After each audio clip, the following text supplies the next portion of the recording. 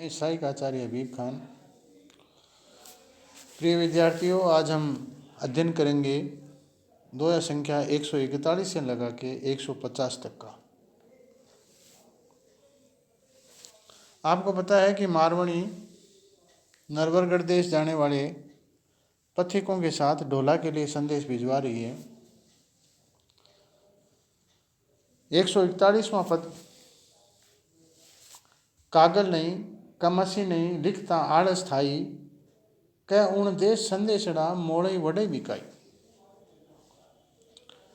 मारवाणी उल्हाना देती हुई संदेश भेजती है कि कागज नहीं है, स्याही नहीं है, लिखते हुए आलस्य आता है, या उस देश में संदेश भी बहुमूल्य बिकते हैं या बड़े दाम में बिकते हैं ताकि तुम संदेश भेज नहीं पाते हो, संदेशों के भी पैसे लगते हैं। ऐसा व्यंग्यात्मक भाषा में ढोला के लिए संदेश भिजवा रही है।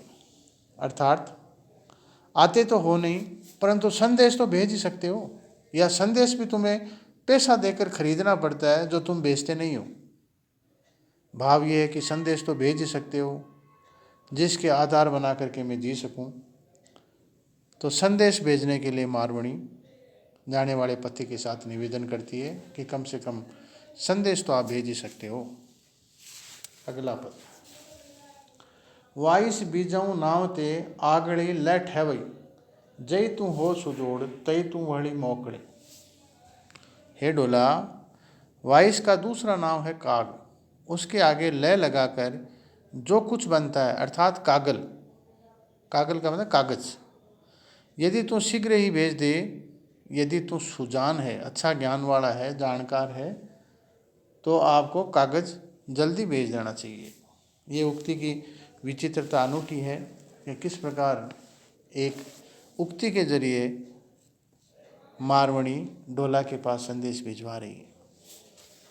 143वां पद है, संदेश डऊ जिन पाठवई मरस्यूं हिया फूटी, पार वे का झूल ज्यूं पड़ी नहीं आंगनी टूटी। हे डोला, तुम संदेश तो भेजते नहीं हो, मेरा हृदय फट जाएगा, मैं मर जाऊंगी।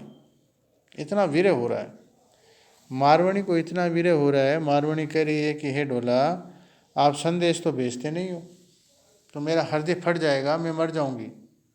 कैसे? जैसे कबूतर का झूला जिस प्रकार आंगन में पड़ करके टूट जाता है, वैसे ही मैं गिर करके मर जाऊंगी। गिरने की जो व्यंजना कबूतर के झूले टूटने से की गई है, जो नित्य जीवन को देखने वाला उपमान है, बड़ी स्वाभाविकता है।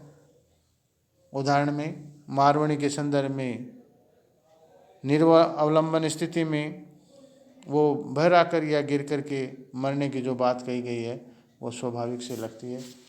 बहुत ही देखी परखी और दैनिक जीवन में देखने वाले उपमान का प्रयोग इस दोहे में किया गया। पद संख्या 144,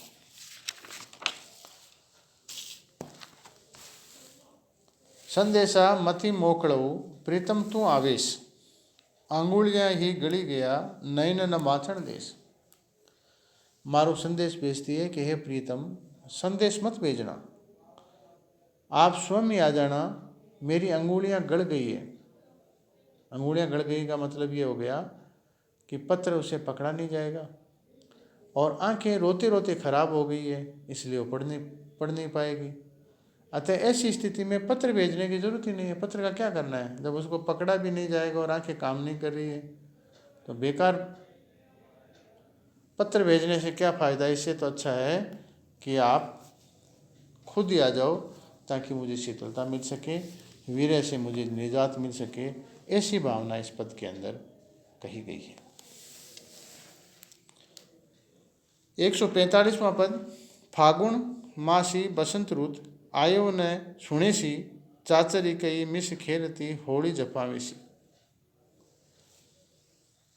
मारू कहती है कि हे डोला, यदि मैंने बसंत ऋतु के फाल्गुन महीने में यदि तुम नहीं आए या आया हुआ न सुना, तो चाचरी खेलने के बहाने, होली में तो चाचरी का जो खेल है चक्कर बना के खेला जाता है, सहेलियाँ खेलती है, खेलने के बहाने होली की अग्नि में कूद पड़ूंगी। आपने देखा कि पूर्व के दो में मारवाणी ने दया उत्पन्न करने वाले संदेश भिजवाए, उसके बाद यौवन सुख का लालच देने वाले, लोभ देने वाले संदेश भी भिजवाए। अब वह आत्महत्या करने की धमकी दे रही है, शायद प्राण जाने के भय से डोला को दया आ जाए और वो उसे लिवाने के लिए आ जाए। ऐसे संदेश भेजे जा रहे हैं।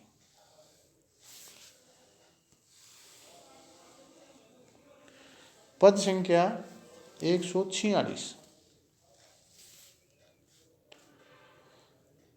जय तू डोला ना आविया, हे डोला यदि आप नहीं आए। कई फागुन कई चैत्री, कई फागुन और कई चैत के महीने में तो मैं घोड़ा बांध श्या कार्तिक कुड़ियाँ खेतरी। अब देखिए इस पद के अंदर औरत के सक्षम होने की बात। लगता है कि उस ज़माने में औरतें भी इतनी सक्षम थी कि वो खेती किया करती थी और स्वतंत्र निर्णय लेने की स्थिति में भी शायद रही होगी। डोला को कह रही कि हे डोला, यदि तू चैत्र मास में नहीं आया तो कार्तिक की खेती कूट लेने के बाद वह स्वयं ही घोड़ा कस लेगी। भाव ये है कि वीर्य इतना तेज हो गया है कि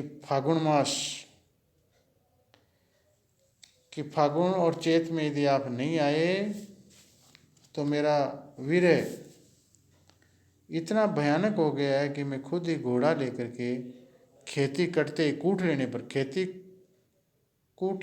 खेती कूट लेने के बाद यानी जो खलियान है वो निकाल लेने के बाद में, धान अपने घर में लाने के बाद में मैं घोड़ा बांध करके आपसे मिलने के लिए खुद आ जाऊंगी।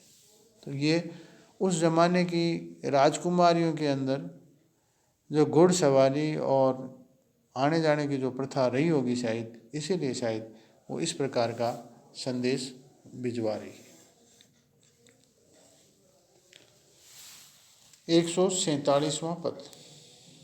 जय साहिब तू नाविया, मैं पहले पूर विचय वैसी वाला दूर से दूर। अब ये सब साहिब है, डोला है, स्वामी है, ये सब पर्यायवाची शब्द हैं स्वामी के, पति के, पतिदेव के, जो भी है। मारू कहती है कि हे डोला, यदि मेघ की पहली वर्षा के पूर्व तुम नहीं आए, यानी बारिश वापस आ गई, उसके पहले यदि आप नहीं आए तो बीच में नाले बहने लग जाएंगे और जो तुम दूर हो फिर और दूर हो जाओगे। अर्थात बरसात के कारण मार्ग और कठिन हो जाएगा। उस समय ऊंट और घोड़े का ही साधन था और तो कोई मेरे हिसाब से साधन रहा नहीं होगा। तो वर्षा के कारण से भीड़ में चलना घोड़ों को और ऊंट को फिर गाड़ियों के जरिए तो बहुत ही मुश्किल काम था। इसलिए शायद पहले भी दूर थे और फिर और दूर, ज़्यादा दूर हो जाओगे। इसलिए हे डोला, आप बरसात होने के पहले पहले पुंगल देश आ जाओ ताकि रास्ते में किसी प्रकार की परेशानी नहीं हो। इस प्रकार का संदेश मारवाणी डोला को भिजवा रही है। उस समय ऊंट और घोड़े का ही साधन था और वर्षा के कारण से जंगलों के अंदर फिर जब पानी भर जाता था, बड़े बड़े नाले हो जाते थे, तो फिर इनसे निकलना थोड़ा दुस्साध्य कार्य था। इसलिए डोला को बरसात के पहले आने की बात मारवाणी करे। 148वां पद। सजनिया सावण हुआ धड़ी उल्टी भंडार, वीर मारस उमटे के ताकऊ संभार। हे साजन, सावन का महीना आ गया है, धरती ने अपना भंडार उलट दिया है, वीर रूपी जल प्रवाह उमड़ रहा है, इसे कौन संभालेगा। अर्थात बरसात का जल तो समझ जाएगा, परंतु मेरा वीर तो संभालने वाले आप ही हैं। यदि आप नहीं आई तो ये जो वीर का मारस उमटे ही, वीर का जो मारस उमट गया है कि ताकूं संभार, किसको ताकूं, किसका इंतज़ार करूं संभालने के लिए। यानी आपके बिना इसे संभालने वाला कौन है, किसकी ताक करूं, किसको देखती रहूं। यानी आपने यदि नहीं संभाला तो ये वीर का मारस मुझे ख़त्म करके, मेरे प्राण दे करके मानेगा, इसलिए आप मुझे आकर के संभाल लो। ऐसी भावना इस पद के अंदर है। 149वां पद।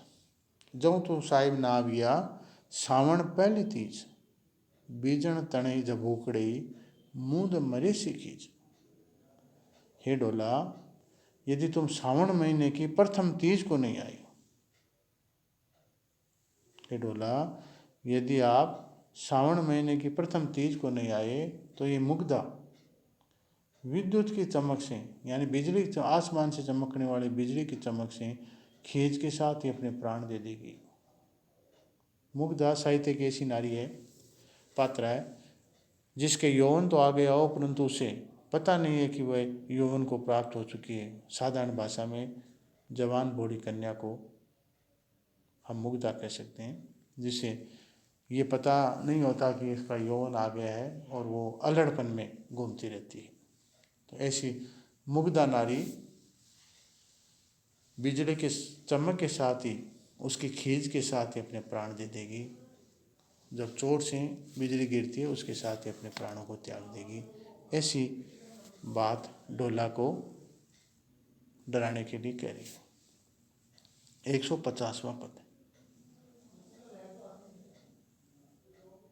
जय तू डोला नाविया काजरारी तीज, चमक मरे सी मारवी देख खिवंता बीज। हे डोला, यदि आप काजली वाले तीज को नहीं आए तो मारवणी चमकती बिजली को देखकर चमक के साथ यानी चौंक करके मर जाएगी। वीर से व्यथित नारी बिजली की चमक की आवाज़ सहन नहीं कर पाएगी, इसीलिए चमक के साथ मर जाने की बात मारवणी कह रही है। अब आप इन दोनों का यदि हम मोटे तौर पर विवेचन करें पहले दो से, तो हमारी बात ये समझ में आती है कि पहले में वह संदेश भेजने की बात कर रही थी, उलाना देते हुए कहती है कि कागज़ नहीं, स्याही नहीं और लिखने में आलस्य यदि आता है, और ऐसा लगता है कि अब तो आपके देश में संदेश में मोल बिकने लग गए हैं, शायद इसीलिए संदेश नहीं भेजते हो। फिर एक उक्ति के जरिए, एक पहेली के जरिए समझाने की कोशिश की है कि यदि आप अक्ल वाले हो, यदि बुद्धिमान हो तो पत्र कम से कम भेज दो ताकि उसके सारे पर मैं जिंदी रह सकूं। अगले दोहे में भी इसी प्रकार की व्यंजना है कि दुख इतना बढ़ जाएगा, इतना बढ़ गया है वीरे का कि यदि आप संदेश नहीं भेजे तो कबूतर की भांति गिर करके अपने प्राण त्यागने की बात इसमें कही है। तो डोला के मन में अपने प्राणों को त्याग देने की बात कह करके डोला के मन में शायद दया उत्पन्न की जा रही है कि वीरे की चरम अवस्था तक परेशान हो गई है, शायद अब मुझे उसके लेकर के आना चाहिए। इस प्रकार की बातें इसमें कही गई है। अगले पदों में वो ये कह रही है कि अब वीरे इतना बढ़ गया है और इतने परेशान हो गई हूँ, अब तो आपका आना ही उचित है, क्योंकि मेरी अंगुलियाँ गड़ गई है और आंखें रोते रोते खराब हो गई है। तो अब पत्र भेजने का कोई फ़ायदा नहीं है। यदि पत्र भेजा तो भी वो पढ़ने लायक न अंगूठों से पकड़ा जाता है, नाकों से पढ़ा जाता है, तो किस काम का है। इसलिए कम से कम आप ही का आना ही इसमें उचित है। फिर वो फागुन मास में चाचरी खेलते हुए घोड़ी में गिर जाने की बात कह रही है। ये भी एक खुद के आग को समर्पित करने का, या ये समझ लो कि वीर की आग में बार बार कौन से, इससे तो एक बार मर जाना ही अच्छा है, आग के हवाले हो जाना ही अच्छा है। इस प्रकार की धमकियां भी मारवाड़ी भिजवा रही है। कार्तिक मास की खेती कूट लेने के बाद में जाने की बात भी वो कह रही है। शायद ये उस ज़माने की सक्षम औरतें जो आदमी के बराबर खेती में साथ दे करके खेती करके कमाती थी, आत्मनिर्भर शायद रही होगी, इसीलिए आदमी घोड़े पर जीन लगा करके जाने की बात वो कह रही है। अगले पद में वो ये कह रही है कि यदि बरसात के पहले यदि आप नहीं आए तो नाले बहने लग जाएंगे, और नालों की अव्यवस्था से फिर जाना है वो बहुत ही दुस्साध्य हो जाएगा और आप नहीं जा पाओगे। इस प्रकार की बातें भी उस ज़माने की तत्कालिक समाज की और वाहनों की, आवागमन के साधनों की व्यवस्था के बारे में संकेत करती है। 148वें पद में धरती के भंडार के उलट जाने की बात, कुदरत वापस भंडार उलटने की बात कह रही है। और ज्यों ज्यों कुदरत अपना भंडार उलटती है उतना ही वीर्य ज़्यादा तेज हो रहा है। तो वो कह रही है, निवेदन कर रही है कि अब इसे वीर्य को संभालने वाला कौन है, आपके बिना वो किसकी उम्मीद कर सकती है, इसलिए आप संभालने के लिए उसे आ जाओ। आगे वाले पद में प्रथम तीज पर यदि नहीं आने की जो बात हुई है उसमें मुख्य मुग्धा नारी कह रही है कि यदि बिजली चमकी और बिजली की चमक को सहन नहीं कर पाएगी, उसकी खींच के साथ ही अपने प्राण त्याग देगी। वीर्य एक तरफ से वीर्य तेज हो रहा है, दूसरी तरफ बिजलियां उसे डरा रही है, इसलिए शायद उनके आने की बात डोला को मारवाणी कह रही है। और 150वें पद में काजरिया की तीज पर यदि नहीं आए तो बिजली से चौंक करके वो मर जाएगी। व्यथित नारी है, वो बिजली की चमक की आवाज़ सहन नहीं कर पाएगी और उसके साथ ही अपने प्राण त्याग देगी। तो प्राणों का त्याग ने की बात कहकर मारवाणी डोला के मन में डर बैठा रही है कि यदि मारवाणी खत्म हो गई तो फिर डोला के पास कौन बचेगी। इसलिए शायद उसके मन में दया उत्पन्न हो जाए और वो डोला मारवाणी को लिवाने के लिए आ जाए। इस प्रकार के संदेश भिजवाए जा रहे हैं, जिनमें कहीं कहीं है अपनापन भी है, कहीं वो अपनापन के साथ में उसे उलाहना भी देती है, कहीं डर भी दिखाती है। जैसे भी हो, सब माध्यमों से वो ये चाहती है कि डोला उसे लिवाने के लिए आ जाए और उसका वीर्य खत्म हो।